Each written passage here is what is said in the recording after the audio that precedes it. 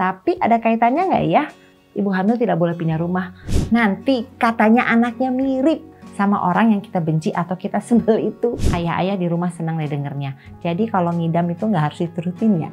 Ya turutin juga sih. Kenapa? Lebih ke kita membahagiakan ibu hamilnya bahagia, happy, jadi menjalani kehamilan dengan sukacita.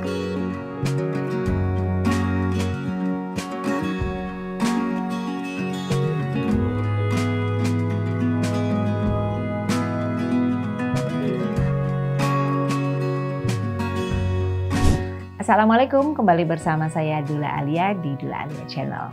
Tempat mengedukasi dan menginspirasi para ayah dan ibu sejak masa konsepsi, kehamilan, persalinan, sampai parenting usia dini.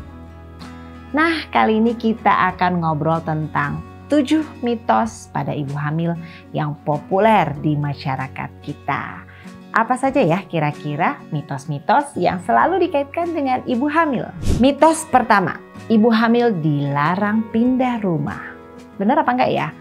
Ternyata menurut penelitian jurnal epidemiologi Community Health, pindah rumah itu cenderung membuat ibu hamil akan bersalin lebih dini atau prematur. 9,1% bisa terlahir prematur. Kenapa sih? Karena pindah rumah itu kan capek ya. Pindah rumah itu melelahkan, baik fisik maupun mental. Tapi ada kaitannya nggak ya? Ibu hamil tidak boleh pindah rumah. Mitos. Cuman kalau mau pindah rumah, hati-hati ya moms. Jaga adik bayi dalam kandungan. Karena biasanya kalau kita pindah rumah, itu kita rempong. Mitos kedua, ibu hamil dilarang duduk di tangga atau di depan pintu.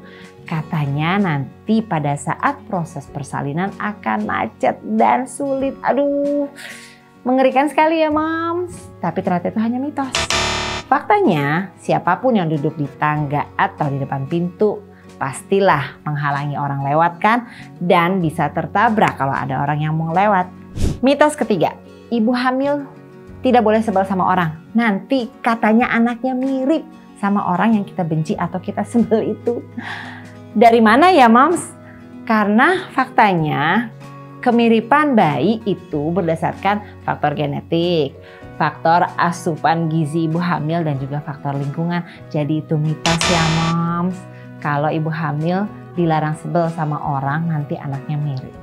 Mitos keempat, ibu hamil dilarang pergi ke kuburan atau pemakaman. Sebenarnya boleh kok ibu hamil untuk berziarah ke kuburan, boleh.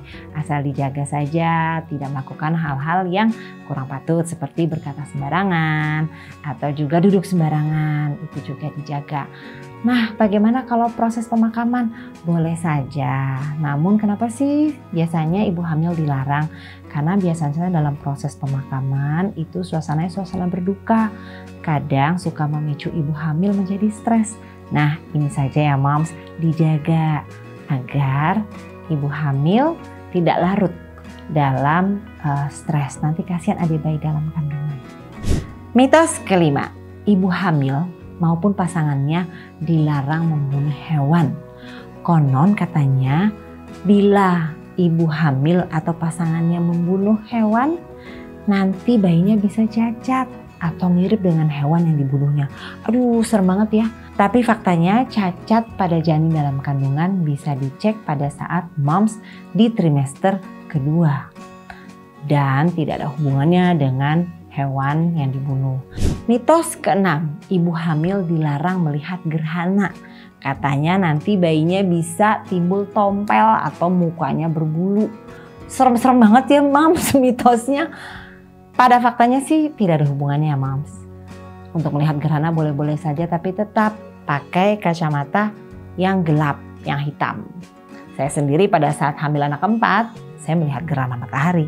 Dan alhamdulillah anaknya lahir normal dan baik-baik saja.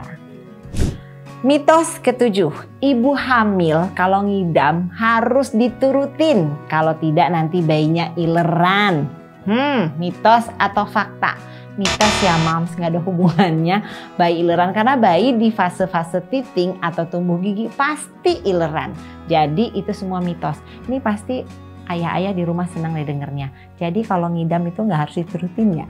Ya turutin juga sih. Kenapa? Lebih ke kita membahagiakan ibu hamilnya bahagia, happy, jadi menjalani kehamilan dengan sukacita.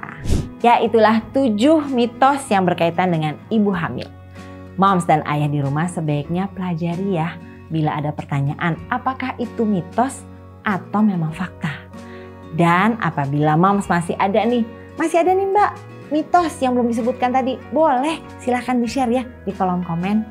Jadi jangan lupa di-like, di-share, di-subscribe, dan sampai jumpa di episode Dula Alia selanjutnya. Wassalamualaikum.